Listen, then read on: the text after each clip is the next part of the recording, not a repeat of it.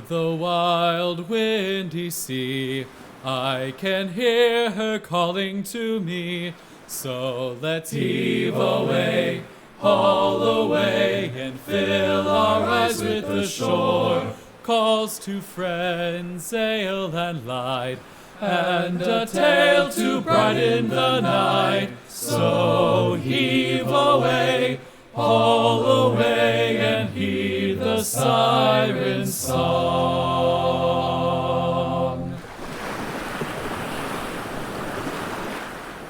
Hello and welcome to the Salty Siren, Yar Har and Fiddle Dee Dee. I am your host, Jack McFarling, joined as always by my co-host, David Bradbury. Welcome. Take a seat, grab a pint, and happy St. Patrick's Day, by the way, David. Yeah, happy St. Patrick's Day. Although, I don't know, the history nerd in me wishes that we celebrated the Ides of March more. I don't know. The idea of celebrating the death of an emperor from like thousands of years ago just seems like a cooler basis for a holiday than a saint who drove non-existent snakes out of Ireland. I don't know if I've even ever heard of the Ides of March. So really? No, March 15th, death of Caesar. Oh, yeah, okay. Yep, 42 people, I believe, or maybe 40. Either way, they all said that they stabbed him to death on the 15th, but he had a whole lot less than 40 stab wounds. Still a lot of stab wounds, but, you know. Interesting. Anyway, happy Ides of March / St. Patrick's Day to you all. It has been a minute, and we sincerely apologize for that. But today, Jack is going to be taking us through some sort of maritime subject of which I have no idea what it is. Yes. And before we begin, I have to extend my sincerest apologies to all the Suzuki Samurai fans out there. I forgot about this. Go ahead. In episode 2, the Queen Mary episode, David said that they called the Queen Mary the Rolling Mary because she rolled a lot. And I made a joke that the Queen Mary was the Suzuki Samurai of cruise liners. It turns out... Oh, well... Let me give some context before that. The Suzuki Samurai was a little SUV that Suzuki made back in the 80s, and Consumer Reports, that Consumer Reports did a review on it and told everyone that it is especially prone to flipping if you turned it too hard. And it turns out that Consumer Reports completely rigged that test, and they irreparably damaged Suzuki's image in America so much that they had to pull out. And this was just to protect American light trucks, basically. Yeah, didn't Ford pay them off? Or GM or something? Someone did. I would bet $100 that GM was somewhere in there. Yeah.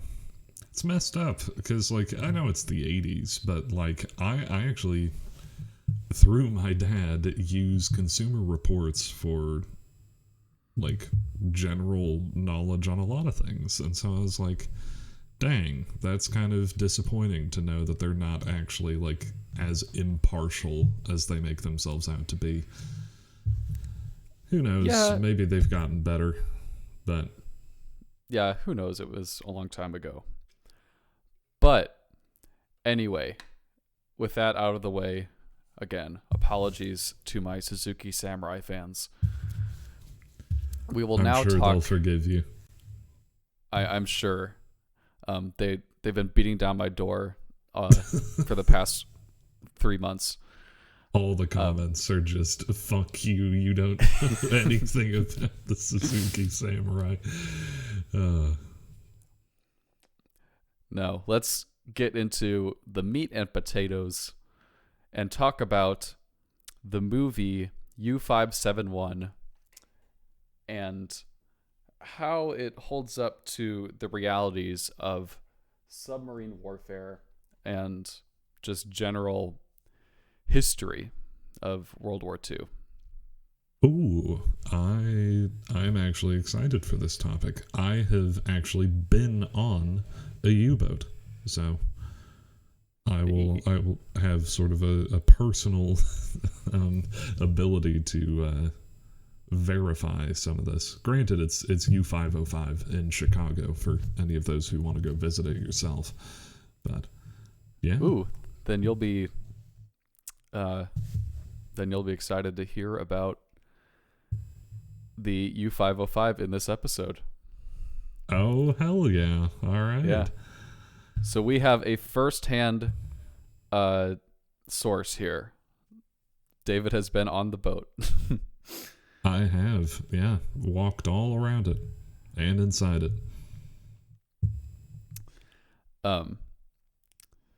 So, first question, David, have you seen this movie? I have not. I don't know. It's been on there on my list of kind of like World War II movies to watch, but Anna, my wife, for those not in the know, really doesn't like war movies, and so I kind of have to watch them on my own time. But no, it's been on the list for a bit, but haven't gotten around to it. Gotcha. And like, do you know anything about it, really? No, nothing at all. Just that it's about a U-boat, and I was like, well, I've been on a U-boat. I should watch that at some point. Okay. So, the movie U-571 is a 2000 submarine film directed by Jonathan Mostow from a screenplay he co-wrote with Sam Montgomery and David Ayer. The film stars some pretty big names, including Matthew McConaughey, Harvey Keitel, Bill Paxton, Jon Bon Jovi, as in the band Bon Jovi. What the fuck? Okay. Jake Weber, and Matthew Settle. Okay. I mean, my knowledge of like movie stars and all that isn't super expansive, but I recognize a few names in there. Yeah. So I'll just summarize the plot to set up our baseline. So U-571 begins with the German sub U-571 sinking a merchant ship in an Allied convoy, and shortly after it does, her engines are damaged by depth charges from a British destroyer. The U-571 gets away, and it releases a distress signal, which is then intercepted by American intelligence. The U.S. Navy decides that they will send a disguised S-class American sub to answer this distress call. They retrofit the quote-unquote S-33 to look more like a German U-boat and pose as the resupply sub to help out the U-571.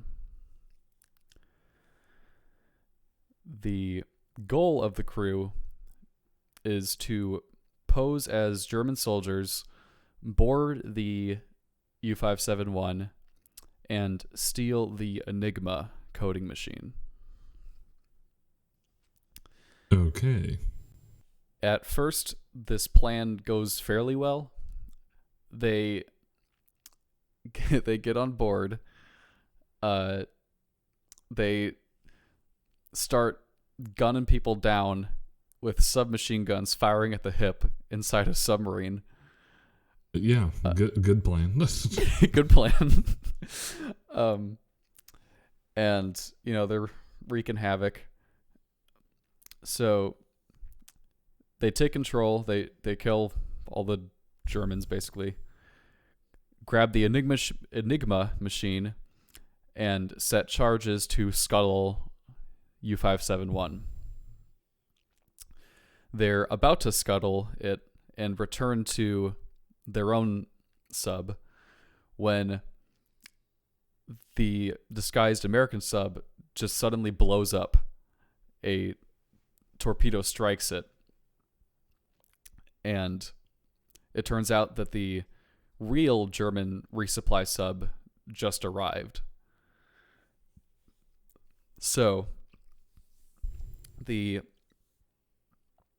small boarding party that survives gets back on board the U-571, dives, and makes their escape. And things ensue. General things. Perhaps problems caused by internal submachine gun fire. Yeah. And then an action movie starts, basically. And we'll get more into what exactly happens later, but they have to fight the German sub that just showed up. Then they encounter a German destroyer, and they have to deal with that, and it's this kind of cat and mouse. And at some point, a plane shows up, and they have to shoot it down. So, like I said, we'll get more into that stuff later, but just kind of action movie. Yeah. No, it's interesting, and I'll actually add a little kind of tidbit here just on submarine warfare in general and kind of World War II and all of that onwards. Is that apparently there used to be in World War I this sort of like, I don't know if it was like a gentleman's agreement or a formal law, but it was effectively you weren't allowed to fire on merchant vessels. And so if a submarine or like other military vessel was able to catch up to a merchant vessel, you were supposed to basically point your guns at it, be like, hey, we've got you dead to rights, and then allow time for the passengers / crew to abandon ship, at which point you were allowed to board and pretty much just capture the vessel.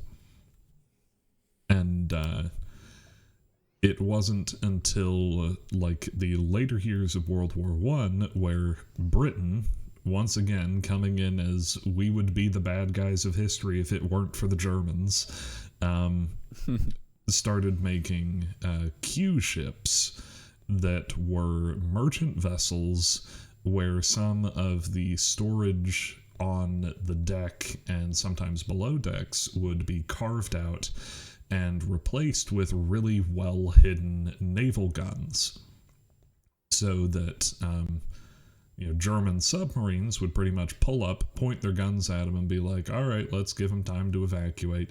And then they'd drop the disguise and just blast submarines. And so that's sick as hell. Yeah, it's pretty interesting. The Germans started doing it back. There's a really fantastic story that we'll have to cover at some point, about how like two merchant vessels that were both secretly like armed vessels, uh, basically were sailing around Brazil and disguised themselves as each other. And Oh, the that's first funny. the first ship that the German one encountered after getting fitted with a disguise was the British ship that it was impersonating. So, yeah, just goofy stuff. But that basically led to the Germans and kind of all of the nations of World War One just going for what they called unrestricted submarine warfare, where by sort of involving the merchant ships and like equipping them with a way to fight back, there was justification that you could fire on merchant vessels basically as long as you were able to confirm that they were under the employ of your enemies. So that leads us to things like World War II, where Germany just tries to starve out the UK by just torpedoing any sort of merchant ships that are heading for the islands. So basically, they just started blasting. Yeah, pretty much. But it was the British deciding to put secret guns on merchant vessels in World War One that led to all the submarine warfare of World War Two. Very cool. So to sum up the movie, it's pretty decent. It's good popcorn material. It's a very 90s movie. Yeah, I was gonna say it sounds very, I don't know, kind of like GI cowboy kind of. No, it is like, it's kind of like Die Hard on a submarine. Yeah. The acting is pretty hammy, and the characters are also pretty cheesy, kind of cut out characters. Matthew McConaughey is the star. He's like the main character, and he's just cardboard cutout of a soldier or an officer. Blasting people with a Thompson, just going, all right, all right. I wish. Oh, man. He also has a buzz cut in this movie, which is really weird. Yeah. You typically think of him with like relatively long hair. Yeah, it's an odd look for him. So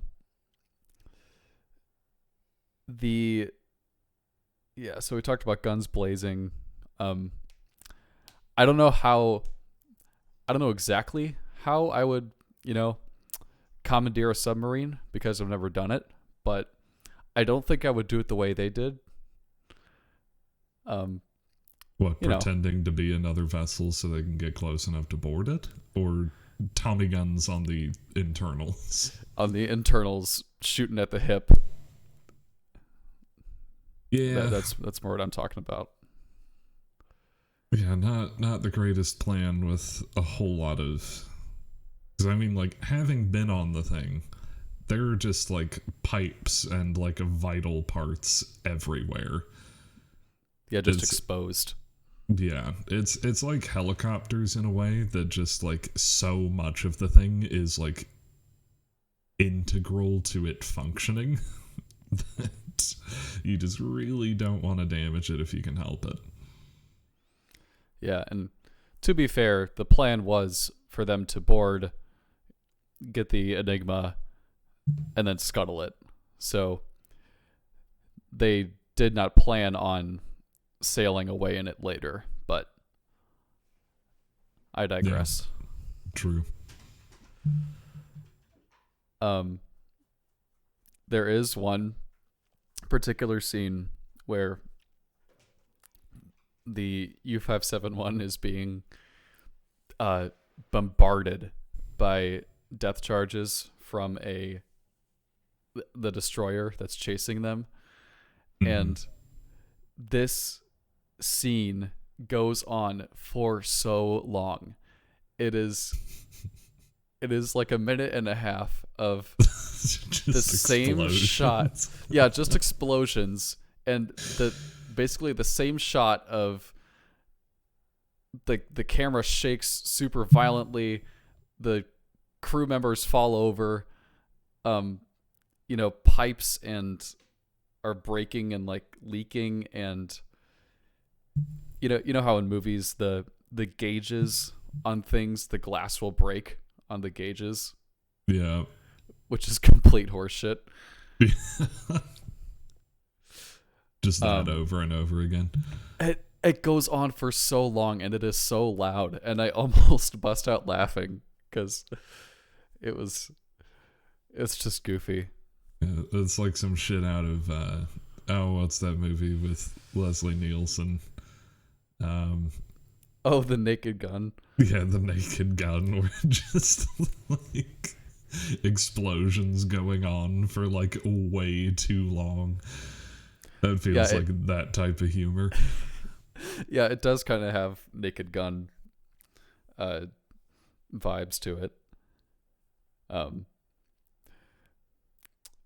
was thinking to myself, LRH must have been on the destroyer that was chasing them because there are so many goddamn depth charges.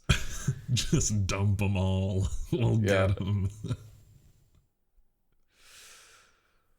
But yeah, that's all I have on the actual movie. And if you're ready, we'll get into the real story of the U-571. Okay. Is it that it's actually the U-501? No. Interesting. No, the U-571 is an actual U-boat that was in World War II. According to the Naval History and Heritage Command, on May 22nd, 1941, the German sub U-571 was commissioned under the command of, bear with me, Kapitän Lieutenant, which means lieutenant in English. I think they would say Leutnant. Lieutenant. Mm-hmm.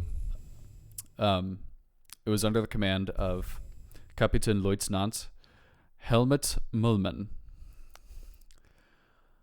Okay. Yeah, this dude's name is Helmut. As German as you fucking get. Good lord. Yeah.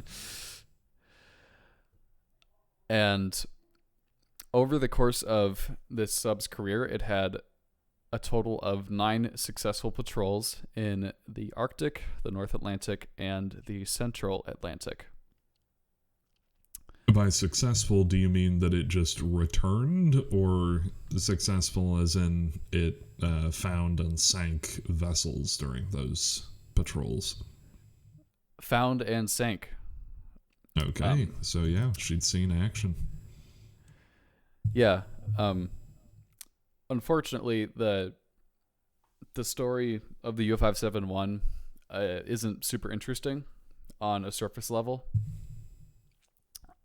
It had a fairly successful career sinking Allied freighters and tankers throughout the war, including, but not limited to, Soviet passenger vessel Maria Ulyanova, British freighter Hertford, and the American freighter Margaret, among others. And that's basically the skinny of it. On May 2nd, 1943, she was given command to Oberleutnant zur See, that's a lieutenant junior grade, Gustav Lusso. Mm-hmm. And the sub did more patrolling off Africa's west coast. Lusso claims that in 1944 that he sank an unknown destroyer, but this can't be verified by any of the Allied records. Mm-hmm.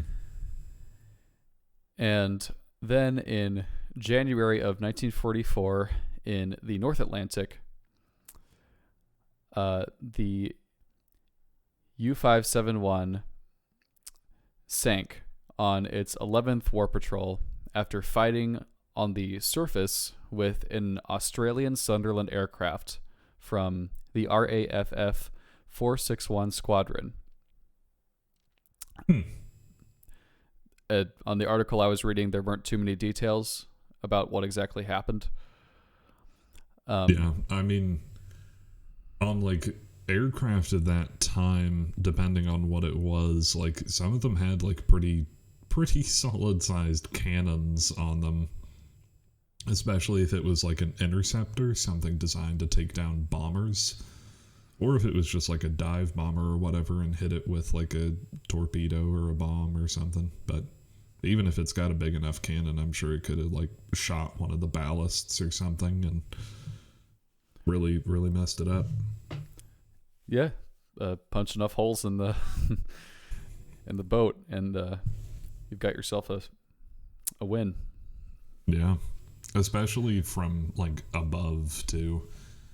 So that's like a big part of why aircraft became so dominant in like sea battles in World War II, is that everything was armored from the sides, but like not at all on the top.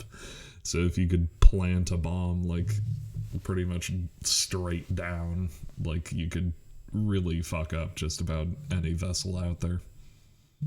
It'll get right through those 2x4s just chilling on the top. Yeah. I mean, that's what killed the Hood too when it engaged the Bismarck. Bismarck was far enough away that the shells were raining like straight down. So yeah, and the Yamato, if I remember correctly. Yeah, I think the Yamato they torpedoed, I thought. But yeah. Still, we're getting off topic. The pilot of this aircraft reported that most of the crew hopped off into the water and froze, sadly, because, it was the North Atlantic. And the U-571 was listed as sinking with all hands on deck. So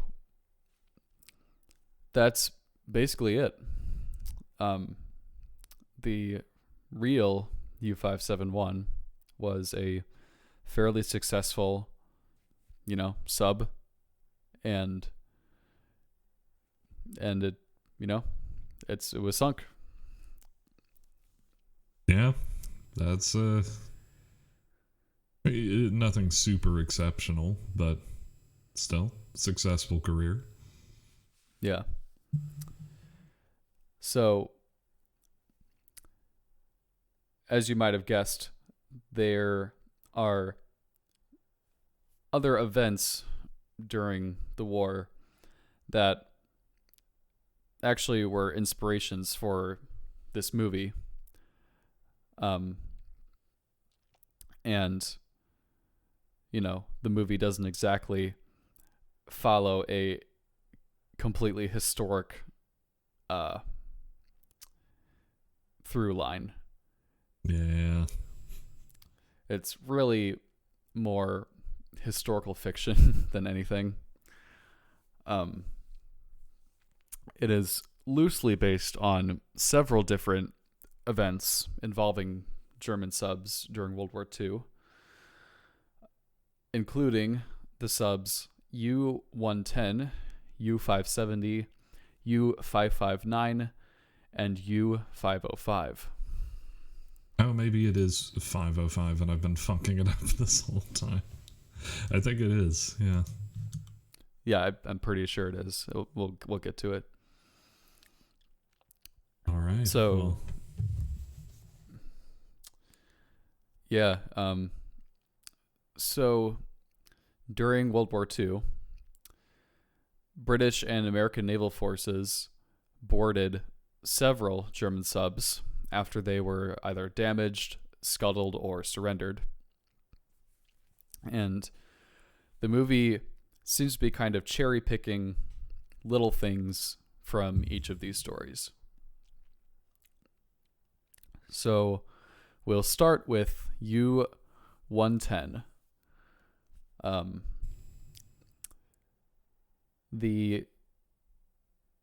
This event involving U-110 is the most direct inspiration for the movie, because this is where a Enigma machine is successfully stolen from the Germans for the first time.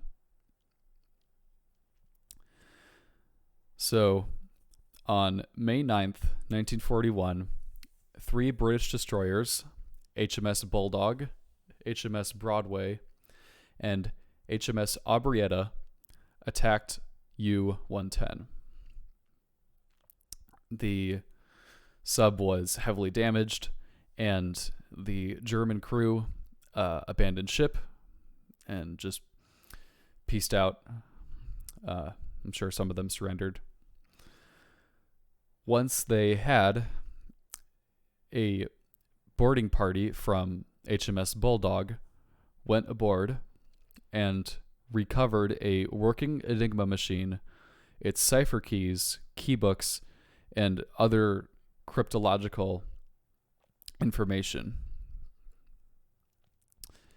The British then attempted to tow U-110 back to land, but it flooded and sank about 100 miles off the coast of Iceland.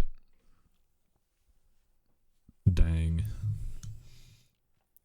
Yeah. So, for those of you who don't know what the Enigma machine is, this was hugely important for the war. The Enigma machine is a mechanical, it kind of looks like a little typewriter almost, and has these turning gears. And it generates a cipher, which the Germans then use to encode messages and send them back and forth to each other.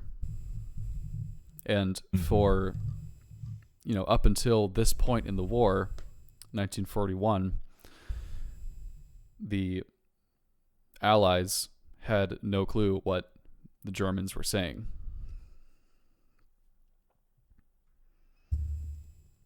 Yeah. One of the things that I always thought was really, really funny about the Germans sort of like coding in the Enigma machine in World War II was that they really screwed themselves over because they ended every transmission with Heil Hitler. Yep.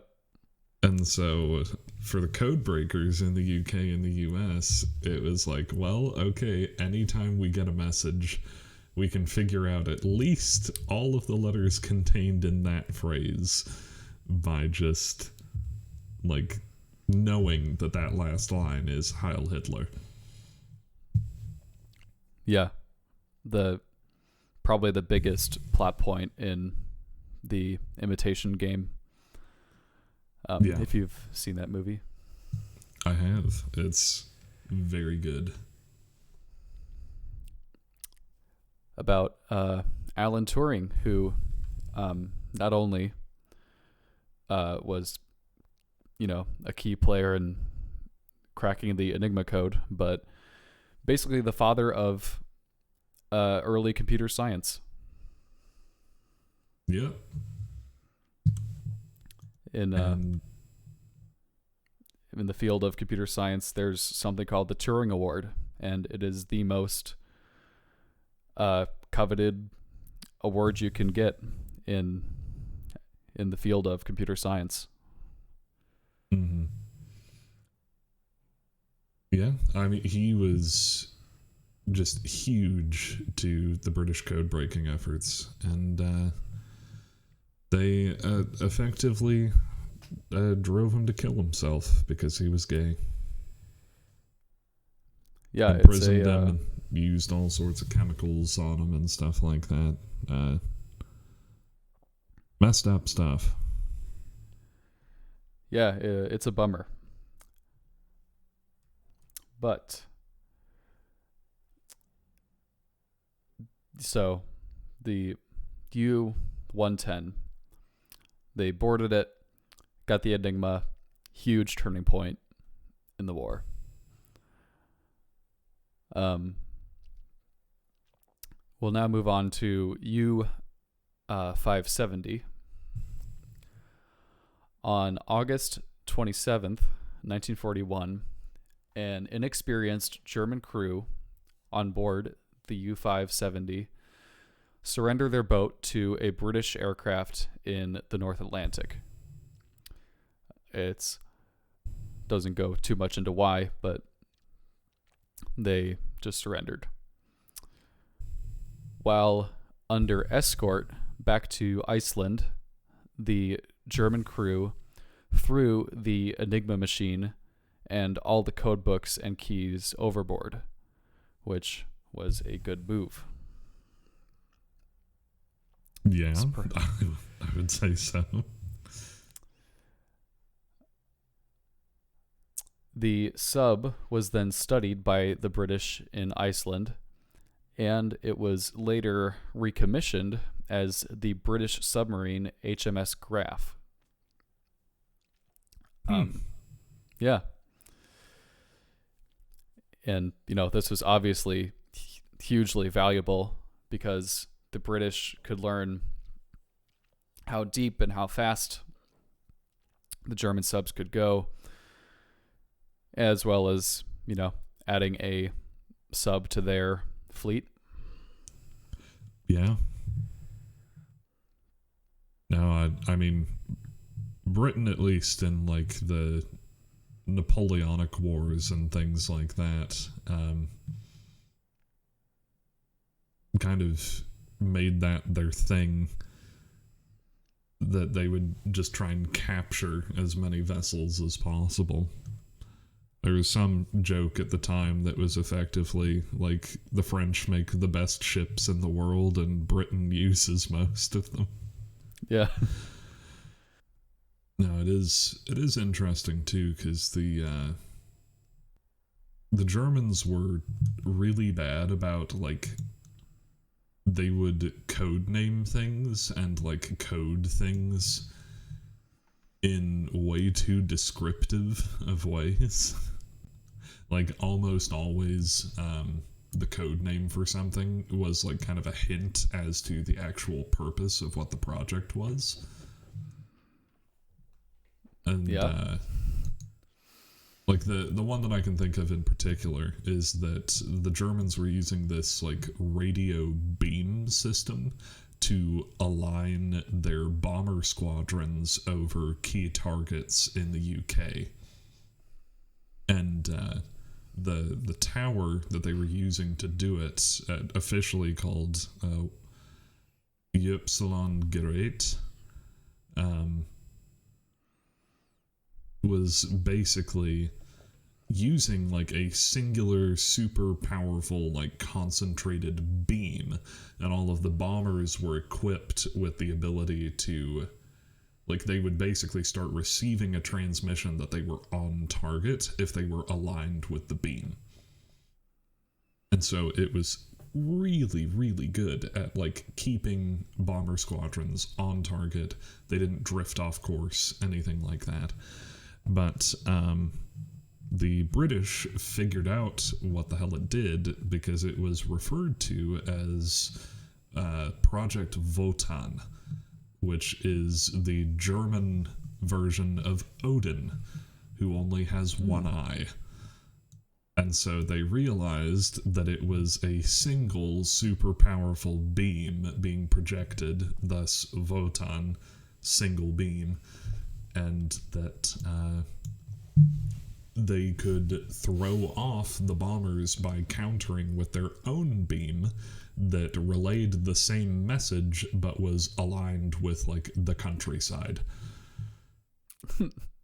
And so the bombers would drift off course and would hit this British beam that gave them the message, yeah, you're on target. And so they would stick with that and end up, like, bombing the shit out of some, like, North Londoners' corn instead of, like, the factories they were supposed to. So, yeah, the Germans were... And, like, you know, naming... Like, we wouldn't have even known what the hell Enigma was if they didn't name it Enigma. That it was just like, yeah, Enigma machines. And it's like, oh, okay, that's probably something to do with their encoding. Like, yeah. You know, they were just... Like, they were just they were too excited about their, like, fancy technology. Like, yeah. Oh, yeah, I have this new beam that shoots the laser at the bombers. It's so cool. We will call it Wotan for its one eye. Ach yeah, Hans, this is such a great idea. Yeah, it's so cool. Let's make out in the bathroom. Keep this in. Oh, God damn it. But, no, and it's interesting, too, because they're, like, a lot of the names for their tanks and stuff like that, again, like, the sort of, like, code phrases and all of that, like, we would just get tipped off to, like, oh, they're putting a new tank on the field, because it's, like, you know, they had the Tiger and all that, and they made the Tiger 2, which they referred to as, like, the Königspanzer, or, like, the King Tiger. And so people were like, oh, King Tiger, it's some sort of upgrade. Like, it's a King Tiger, so fierce. Yeah, and it's funny because it was like an absolute dog shit tank, but, you know, is what it is. It did have a big fuck off gun.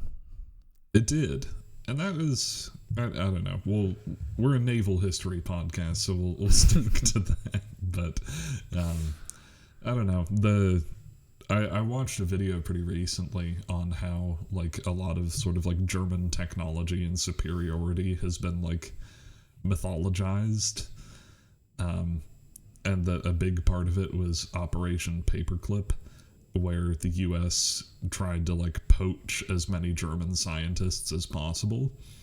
And so a lot of German scientists were like, yo, you have the option of either going to the Nuremberg trials and potentially being hanged for war crimes, or you could lie to the Americans about what you've been working on and how great all of your stuff worked that you designed and get a pretty sweet gig over in America and get pardoned. And so... like, a ton of German scientists just straight up bullshitted, like, what Germany had been working on, and the Americans kind of took it, like, at face value.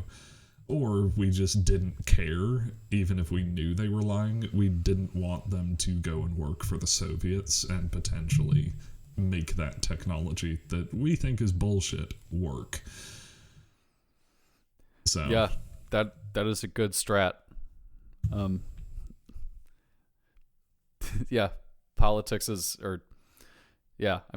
and war is all about perception and optics. So, yeah.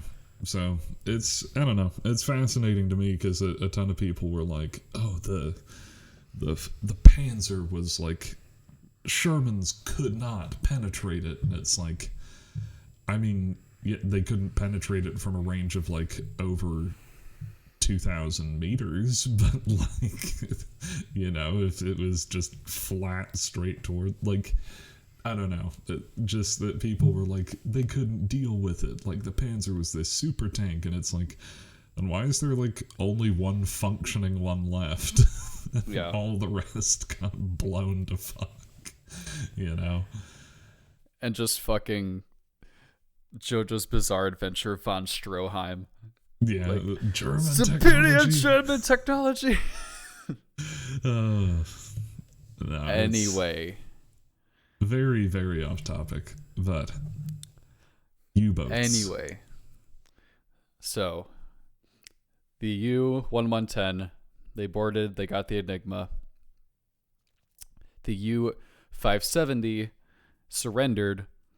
The Germans tossed the Enigma and the keys and stuff overboard. But the British got a free submarine out of it, and learned a ton of stuff about German U-boats.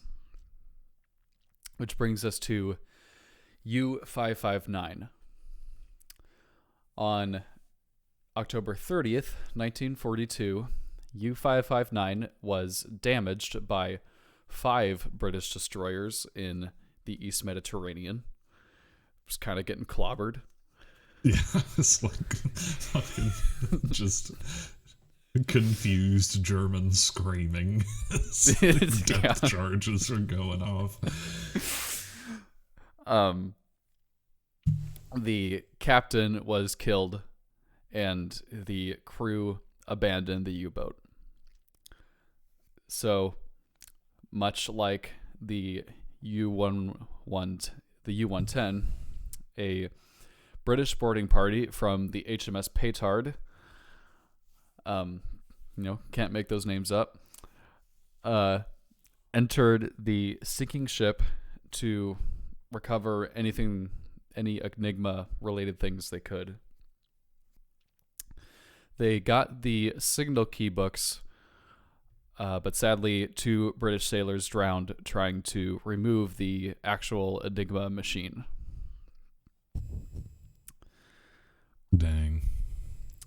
However, the key books were still a big win, because in the early months of 1942, and this event took place in October of 1942, in early 1942, the Germans had added a 4th rotor to the Enigma. So the key books recovered from U-559 was, a huge help to the Allied codebreakers for understanding how the 4th rotor on the Enigma worked. Yeah. And that brings us finally to U-505. My boy. Not actually my boy, but the boy that I have been on. David's son, U-505. Yep. My child. I birthed it. On June 4th, 1944, a U.S. Navy hunter-killer group was patrolling the Atlantic Ocean about 150 miles off the coast of Rio de Oro in Africa. The group consisted of escort carrier Guadalcanal and 5 escort vessels, Pillsbury, Pope, Flaherty, Chatlin, and Jenks.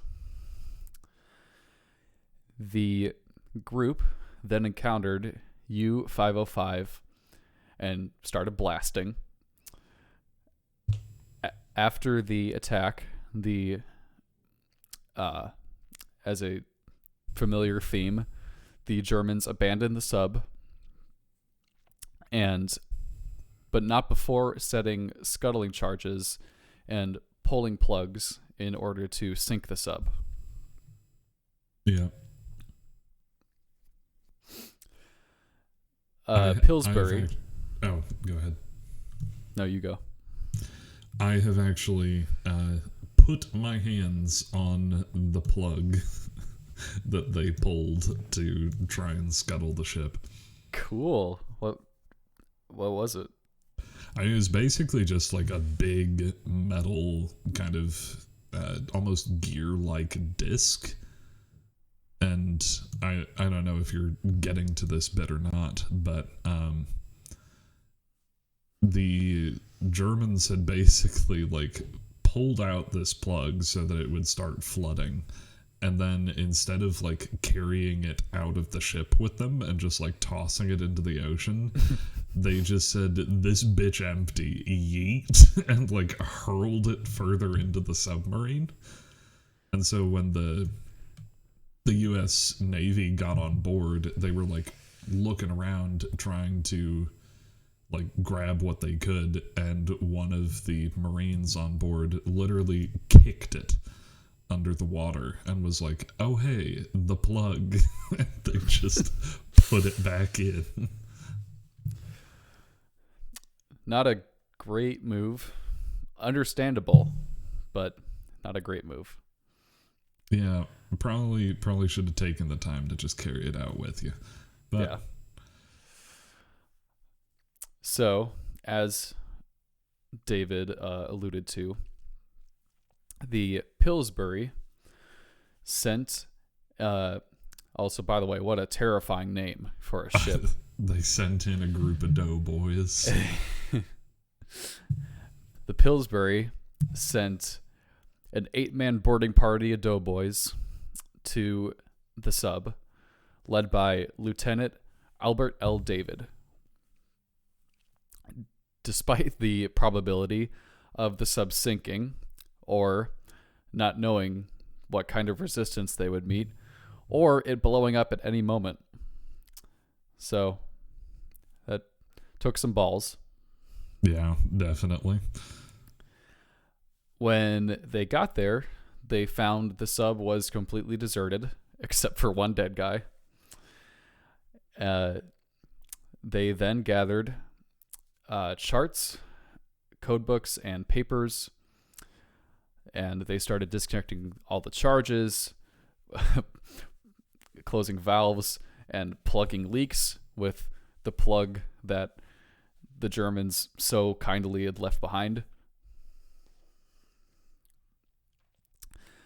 And while it was low in the water when they were done, they had succeeded in stopping the sinking of this sub.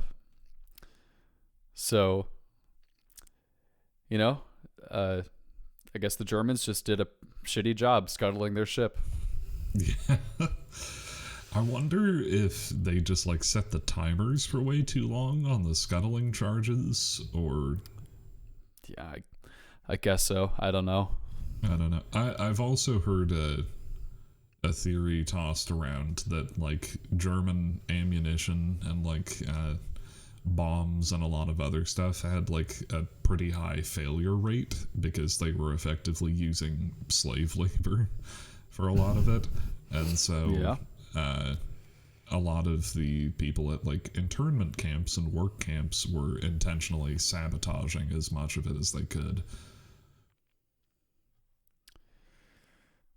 So who knows? Maybe that's why.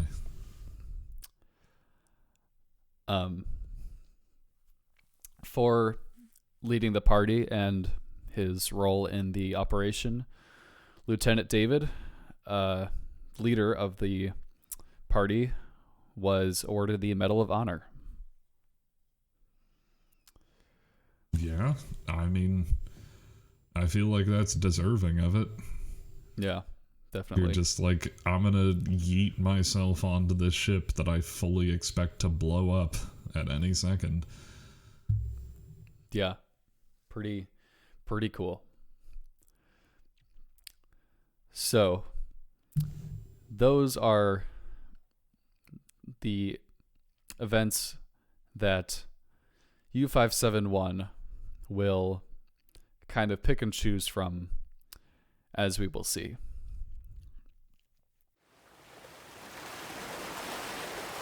Oh, Johnny, Johnny, call and hear the ancient song of sailors long forgone, and sailors still to be. A sweet and solemn tune spoke gently by the tide.